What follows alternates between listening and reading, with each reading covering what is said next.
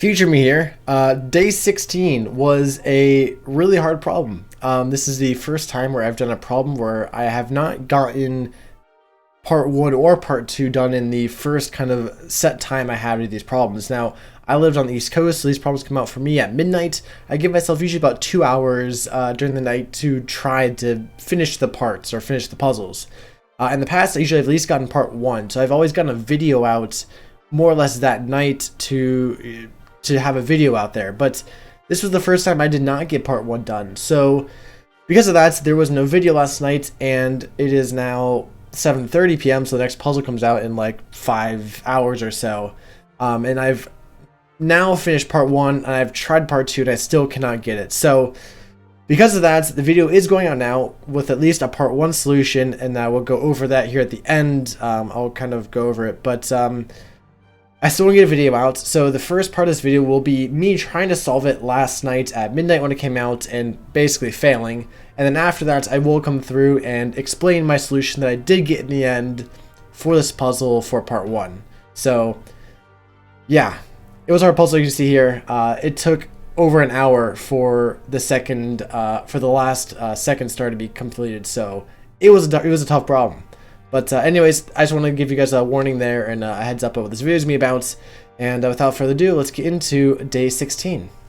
Alright everyone, welcome to day 16 of Amp into Code. Here's hoping today's goes better than yesterday.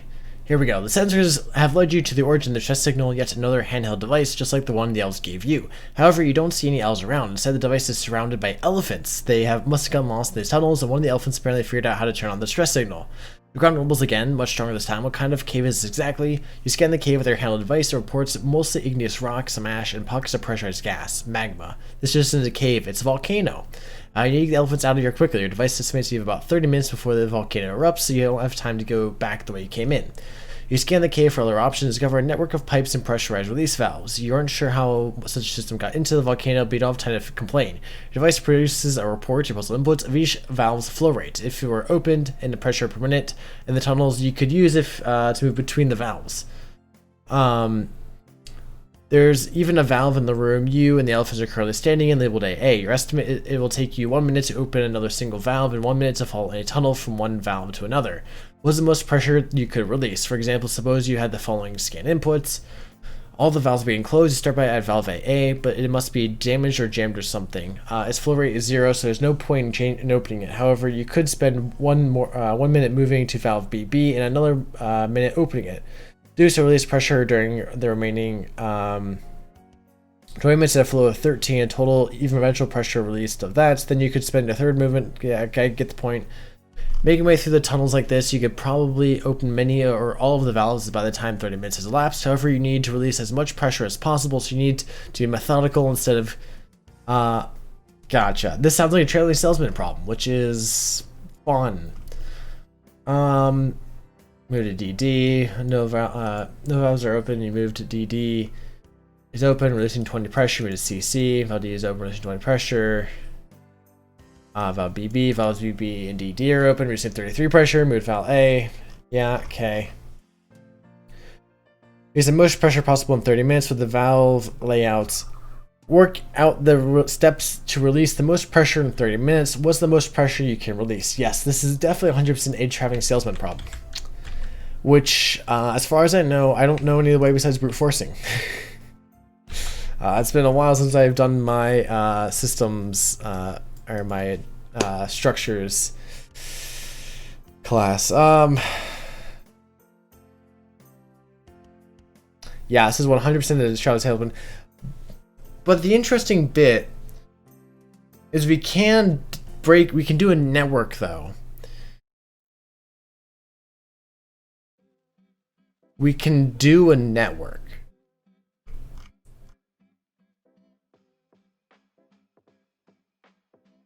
So we can build a network out of these valves through the tunnels.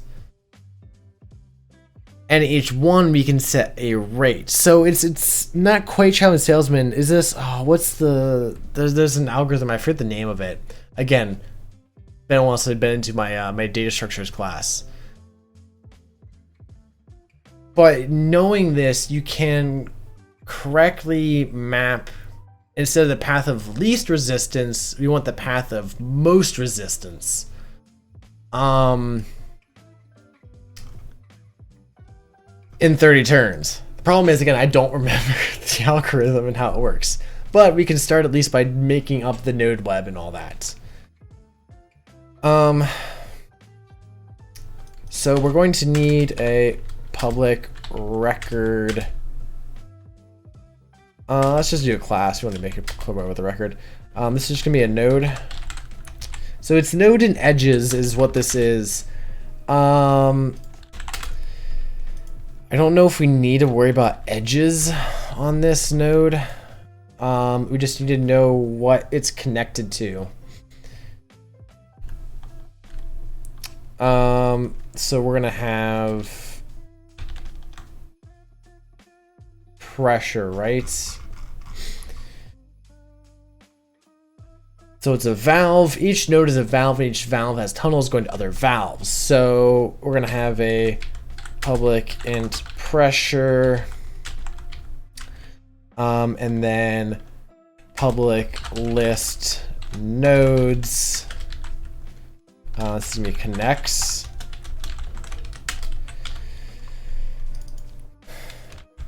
Okay, and then I'm also going to need to quickly generate a hash, and actually I should do public string valve.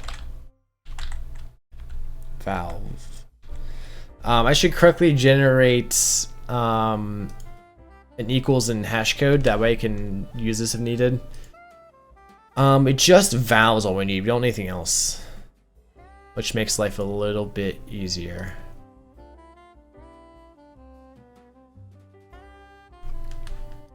Okay, so now going to here. So now we're going to have a list of nodes, which are going to be valves. I guess I'm going to name that valve, but whatever. Actually, to make life easier, I can do a hash map. I can just do a LB map. String node. I could make life a little bit easier and just do it like that. So, string s and inputs. Let's go ahead and parse these lines. So grab this. So string valve letters is going to equal s dot substring of 6 to s dot index of space after 6. Okay. And then these are all 2-letter, right? Right, so that makes that a little bit easier. So I can just go straight to 23. This is going to be int flow rate. I should change this to flow rate. It's a pressure. Integer parseint. Wow, that was not parseint. Parseint. Start at 23 and go till we find the semicolon, which doesn't really need that, so we can be safe there. We don't know.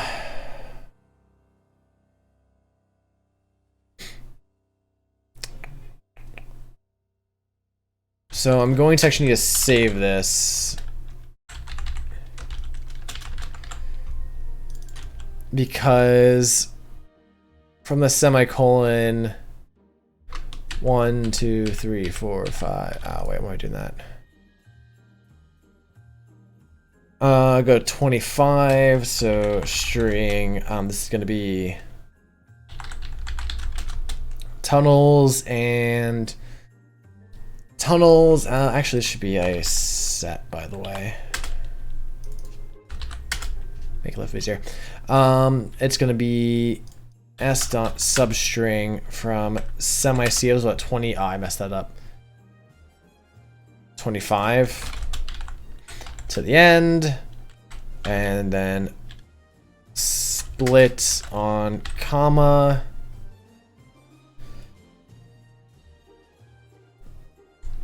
Actually, let's do a little replace all.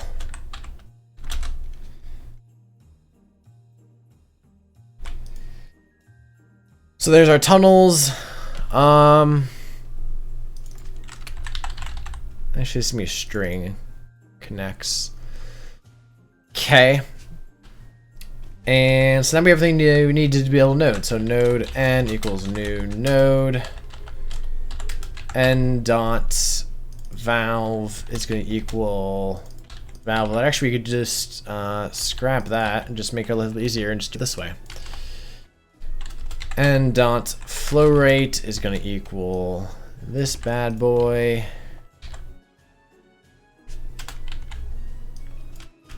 And n dot connects is going to equal new. I think I can do hash set and pass something in, right?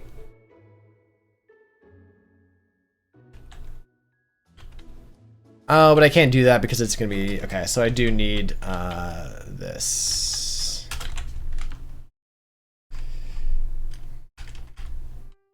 So for string tunnel in tunnels, add tunnel. Oh, that works too. Okay. So now we have that. So now we can do, luckily, valves add or put n dot valve and n. So now I've correctly inputted all our valves. So now we need, so we have our network built out. We know we're starting at AA. Now we need to build up our path of most resistance, not least resistance. Alrighty, well, I've been at this for almost 2 hours and I can't get it. I have gone onto the Reddit and looked a little bit at the answers that people posted, and I only sort of understand it. I think I'm just going to call this one as a loss for today. I'm just not going to get it, and probably tomorrow I'll probably come back and look at it again, maybe look at some answers and see if I can't figure it out. But yeah, this one is difficult. I understand the problem. I understand what we're given. Again, it's basically it's a traveling salesman problem, which, being face value, it's a P is MP problem, I believe. Which again, as face value means there's not a straight up solution or a straight up easy solution other than brute force. Now, obviously, this problem has a little bit of like kind of shortcuts you can make because of not every valve needs to be opened. Some valves are at 0 and therefore don't need to be opened, so you can make some shortcuts. But yeah. And again, because it's you know, I'm used to nodes like this being, that's Dijkstra's algorithm, but that only works for shortest path, and we want the path of most resistance, or the longest path, essentially. So yeah, I don't know. I've given it a shot. I've tried to brute force it a bit. I've gotten close on the brute force. I know it's missing. I'm missing logic here around not opening it, because you have the option to, and that's what I'm having here, is I don't check to not open it first. But yeah, so that's all I got. Hopefully tomorrow I might explore some more and see if I can get it, but unfortunately I can't do it today. This one is a really tough problem, and my math is not that good. So yeah. And with that, we are now here. It is a day later, and I've gotten part 1 done at least. I woke up this morning. I woke up this morning and had a pretty good idea of how I was going to solve this now. But I still cannot figure out part 2. Part 2 is a whole other beast. So I can at least go through how I solved part 1 and then my thoughts on how I would kind of start solving part 2. In theory, I guess. But anyways, part 1, you already saw my parsing. I did change it a little bit to make it a little bit more dynamic, because apparently the S's in here are actually they're not all S's. Like here you can see it's tunnel, not tunnels. So I made it a little more robust to pick up on the tunnel and value versus tunnels and values. though that the input parsing is all still the same. Then the next thing we do after we parse the inputs is we build up a map. As you can see here, we build up a map that holds every node and how far away it is from every other node. This is here because we only really care about the graph and how the graph is from a certain node, and then we can then use that logic to figure out really just the recursive bit. It just comes down to brute forcing the recursion, but it comes down to brute forcing the recursion in terms of the nodes that aren't zero. Really just care about the nodes that aren't zero. And so to aid us in doing that and not have to kind of traverse the map every time, we can build up this map that will help us on actually solving the problem, know from a node how far away that node is, and then because of how far away that node is, we know how long it's going to take us to travel there, and then to open up the valve. So first thing we do is we go through that. We start the node, we grab all the other nodes it connects to, and then basically bubble that all up. And basically it's a flood fill, essentially. It's a very basic flood fill, because we can get away with a flood fill because since the nodes we're adding are always in one orbit, I think I'm using that. I think I'm using that like in terms of like a graph language. They call them orbits when they're like separation, like degrees of separation, I guess I should say. Because we're always within the same degree of separation, we do all the first degrees of separation first, and then the second degrees, and then the third degrees, and so on and so forth. So because of that, we don't need to really care about doing the Dijkstra's to make sure we have the shortest path. Every step is only one. So because of that, degree of separation is fine, and we always add them the correct shortest to longest degree of separation, and then from there we can correctly build up how far away each node is from a certain node. And then once we do that, now we got on to building up a list here of all the nodes that are not zero, so all the nodes actually have a value or have a pressure at that valve. And then we go about, from this information, solving part one, which is a recursive solve. So we have our ending cap here of making sure that our minute is less than 30, or less than 30, because if it's at 30, we're not doing any more logic. So this is what kind of ends our iteration loop. And then what we do is we take ourselves from this given node that we are at, and we basically brute force solving where we need to go next. So we grab the node we're at. The distance is calculated again from that distance map we built above. That gives distance from a node to any other node. And then what the biggest thing is this minute adjustment. This takes the minute we are at, adds on the distance that we need to go, because again, it takes time from us to go from one node to the other. So we add that distance on, 1 minute per distance, so it's just adding distance. And then we add one more to then to open up the valve. This minute adjustment here is used to then calculate the flow, so how much pressure will be released over the course of the remaining minutes given the flow rate at this node. But then also allows us to then shorten or simplify our recursion bit, because now we can skip over a bunch of minutes that we know we're going to be dealing with traveling and opening up the node. We only care about figuring out what node to go to next, so we can skip all the minutes that we are in transit and opening a valve. So that simplifies this a lot. And then from that, we again do the recursive bits. We figure out what next non-zero valve has the highest kind of score to it. And then from there, we add it to max flow and then return max flow. And that's all part one does. So part one, once you know the trick of you're only caring about valves that are not zero, and you skip over the travel time and the opening time, it really simplifies this problem down. And this traveling salesman problem becomes a lot more manageable for 30 minutes. It's still a traveling salesman problem, don't get me wrong, but we've just shortened the amount of iterations we need to do for that 30-minute interval considerably.